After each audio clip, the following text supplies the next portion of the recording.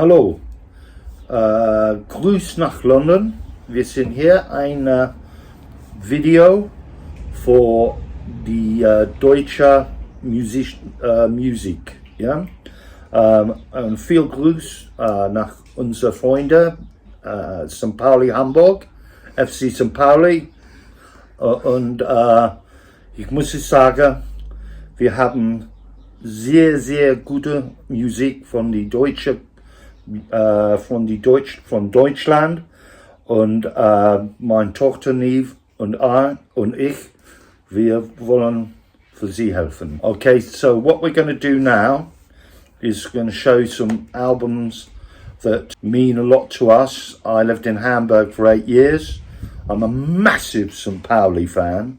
Everybody who likes decent music seems to like St. Pauli, if not their first team, certainly their second team. So without further ado, jetzt geht's los. First one here. Autobahn, Kraftwerk. Probably one of the defining acts of the 70s, Kraftwerk. We could be here the whole set, couldn't we? Just naming all the people and all the bands that have been influenced by this. They are groundbreaking. And this album, I reckon, is one of their favourite. This Autobahn has got the track on it. And you love this as well, I do like this a lot, yeah. I listen to this fairly frequently. Yeah, it's experimental, but at the same time ambient.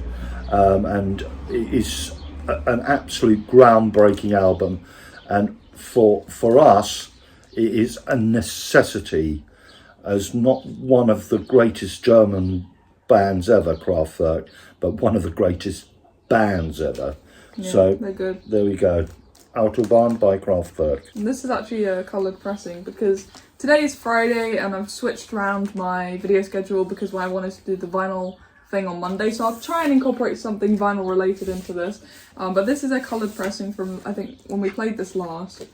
I remember it. There we go.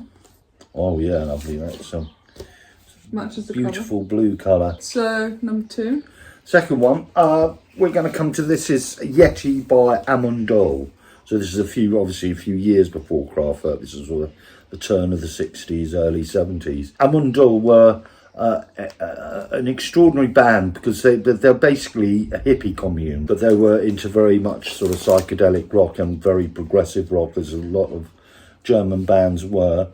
Went under the radar in this country because not many people listen to them, but this album I think is my favourite album. We have others, but I mean Yeti is the one I think is very, very good, and it's certainly worth a listen to. It's just fantastic. What do you think, Neve? I've never actually listened to this. I know I might get a lot of angry people now, but it is great. It really is a good, and it's almost got a kind of sort of Gentle Giant-y feel to it. Oh, you know, really? Yeah. I think you should listen to that because if you like Gentle Giant, you'll like Yeti by Amundol. Next one is probably one I can talk a little bit more about. So one of the classics here. This is Can. I like this band a lot. So there's which one's this? This is Tago Mego, the great Tago Mego. Some of the weirdest music I've heard is from this band.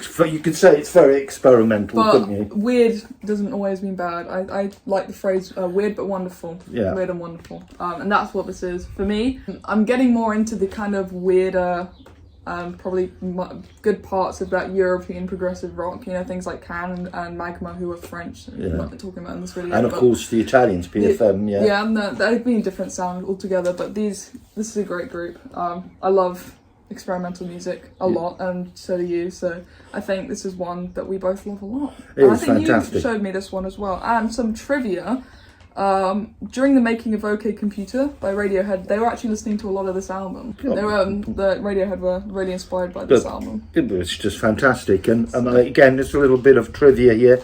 This was a band that were founded by students in Munich at the end of the 60s, and they didn't have a singer for it, and then one day, I can't remember which of them guys in the band, he met a busker from Japan, and he just thought, well, this guy's got to be on our album. He ended up being their lead singer. So this is, as I say, the marvelousness from Munich, and it is wonderful. It's Can and it's Tago Mego. And we should get more of their albums. Yeah. Okay, next is one that you don't know. I don't know. So I'll talk about this. Yes. So this is Eli. I'm not sure where in Germany they're from, but they are from Germany, although I wouldn't put them in this video.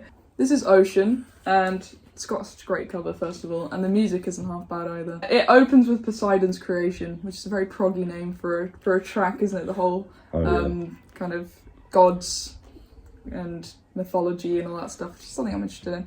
But it just sounds so good. It's complete opposite of Can, really. They're more of a melodic band rather than completely out there experimental. But they are very, very good. I own 3 of their albums, but this is my favourite one. And I highly recommend this to anyone who wants to get into the outside of UK progressive rock scene. This is definitely a place to start. Great album. Again, Poseidon's Creation is probably my favourite. It opens the album. I actually first heard that on a playlist on Spotify, and I just kind of listened to it and I thought, this is good. So I put it in my liked songs, and I didn't listen to it for a few months, and then I revisited it and got the album. So there we go. This is one you should listen to as well, Dad. This is very, very good.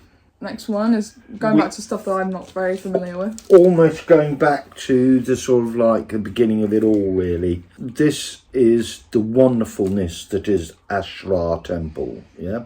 Interesting, it's the first lineup, and it interestingly has Klaus Schulzer, another hero of mine, on the drums. But they've got this absolutely amazing guitarist, just incredible guitar work on this album. By Manuel Gutschink, and he's just one of the most underrated, beautiful guitarists. He's very jazz, he's very prog, he's very everything. He's just wonderful, capital W. This was made in 1971, and again, what can I say? Produced in Hamburg, and this has started it all. It started all the stuff with the Tangerine Dream. It started the Klaus Schulzer movement.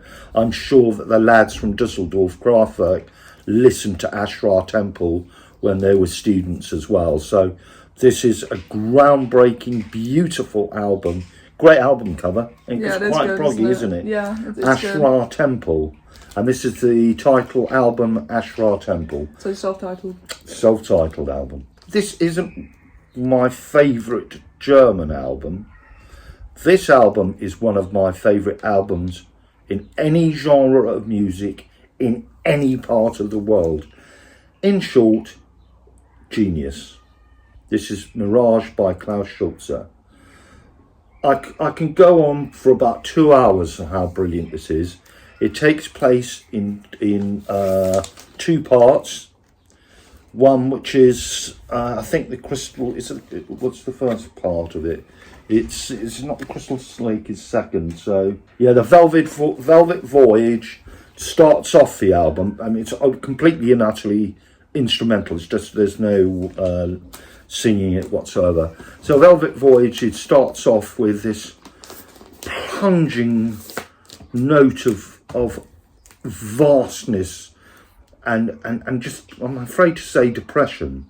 That Klaus Schulzer wrote this album. He was looking out of the out of a train, going down to Stuttgart on the Lorelei, and I think his younger brother had recently passed away in a very sudden way, and just expressively, I think this music just expresses his total sadness, and it does come across as that in Velvet Voyage, but at the end it sort of comes in and it's a sort of uplifting ending to that. Crystal Lake is one of the best ambient music ever put. Ever. It's just incredible. The beginning of it sounds almost a bit like the beginning of Tubular Bells, you know, the little bit going, and it's so wintry. And of course, this is when Klaus actually wrote the album, was on as I say, on a train during the winter going down, I believe, to Stuttgart, and it comes across as that, and it's just beautiful. The best sort of way to hear it would be if you were looking over the Lorelei and it was snowing and everything like that. You just put Crystal Lake on this, because this is beginning to end, it's so brilliant. And this to me is I would say when we were drawing up top 10 albums of all time, this would be in my top 10 of any music, any genre, any country. This is it. Klaus Schulzer, Mirage. So the next one is one that you aren't gonna know as much about. This isn't my favourite of their albums, but it's the only one I own on vinyl, so I'll just pick this one up. This is an anniversary edition. I don't really want to pronounce things really terribly, so could you do that maybe? What? Herzeleid. There we go, and that is by Ramstein. We're straying away from progressive rock now, because I had to put this group in. They're one of my favourite bands. If you don't know who they are, they formed in the 90s and they're like an arena stadium metal band. So they do a lot of chanting music. Well, not chanting, like, it's similar to like Queen. Yeah. You know, you can sing along to it. The German Queen kind They're of almost thing. like the German metal Queen. Yeah. They've got a keyboards player as well, so that makes them a little bit more proggy in a way. They've got a lot of members as well. But this is a great album. My favourite is not this one. I'm trying to remember what the name of my favourite one is. But they are a fantastic band.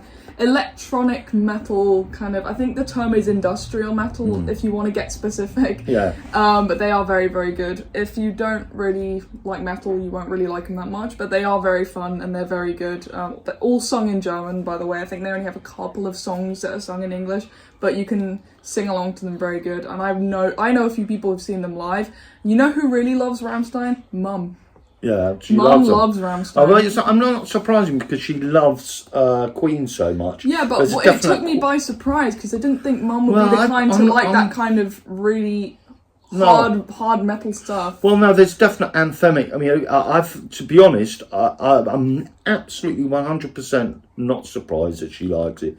Because she likes that kind of music, that sort of arena, Queen and that. So, I mean, for me, and of course, if your mother speaks better German than certainly than me, and then a lot of people, you know, so I definitely recommend.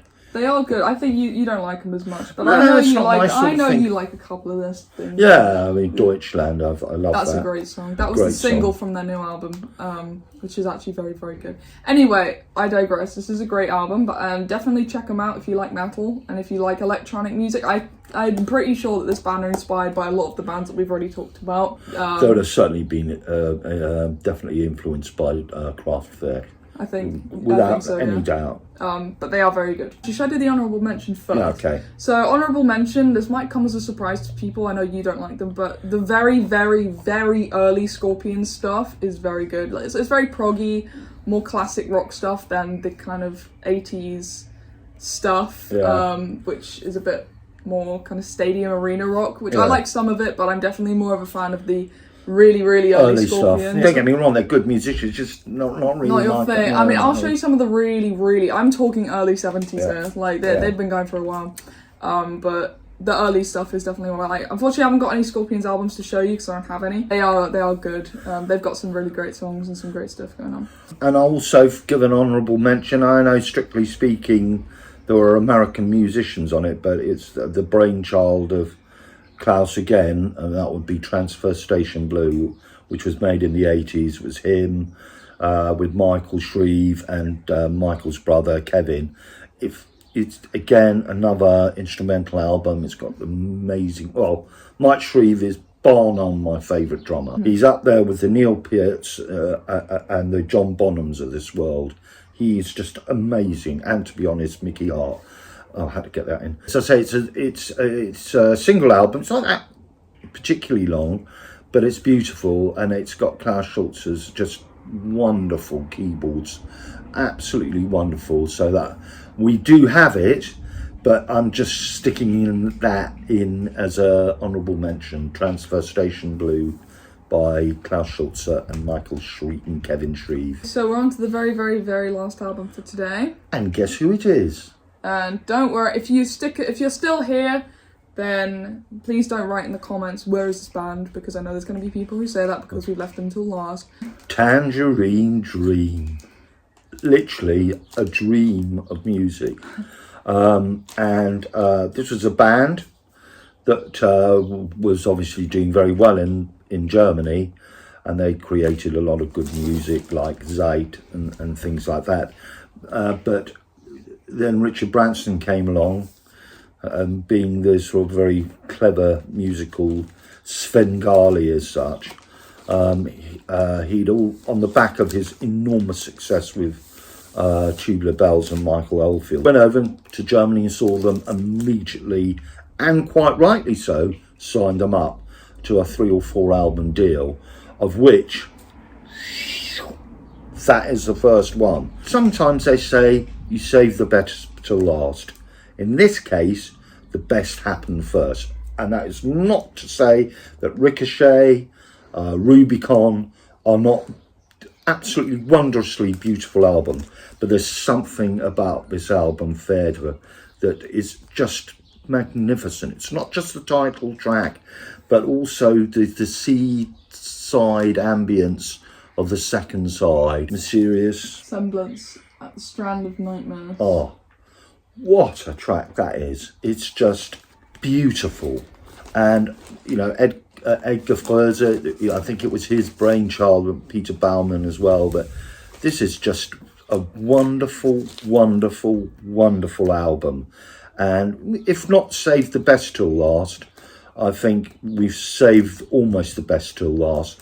Bearing in mind, as I say, that guess what, Klaus Schulzer was one of the original members of Tangerine Dream, and then he split and did his own thing and went on to be the great solo artist that he is. But these three are just... I saw them in 1975 at the Royal Albert Hall. I remember coming on, I was only very young, and I was about 19, I think, and it was the first time I'd gone on stage, and I just saw these enormous amps and PA systems, well, not PA systems, but amps and keyboards, like keyboards everywhere. And it was like something out of the Starship Enterprise, all these lights going up and down. As soon as the music came on and the lights went down, this unearthly sound just pervaded the whole of the Royal Albert Hall. It was wonderful. And that is the band who was responsible for this Gelafen album, Phèdre, Tangerine Dream. And that concludes the video today. I hope you all enjoyed. Let us know your favourite German bands or artists in the comments. Like, we'd love to know if we've missed out on anything. Yeah. I don't think we have. But yeah, thank you guys for watching. Again, apologies for the vinyl video being on Monday rather than today. It was just I really wanted to get that vlog out ASAP because I really wanted everyone to see it. I couldn't wait till Friday. Yeah. But I have got some other stuff coming up in the works. I'm creating a vinyl tag at the moment. I've been inspired by so many of my fellow YouTubers to create my own vinyl tag, and it's coming along very nicely. And obviously Saturdays with Dad is tomorrow. I just thought that Dad would be a great addition to today's video. So that's why he's here. And yeah, thank you guys for watching. And thank you very much. Vielen Dank. I have one thing left to say. In Hamburg gibt's nur einen Verein, FC St. Pauli. That's it. Our German friends from wherever you are, get in there. Bye.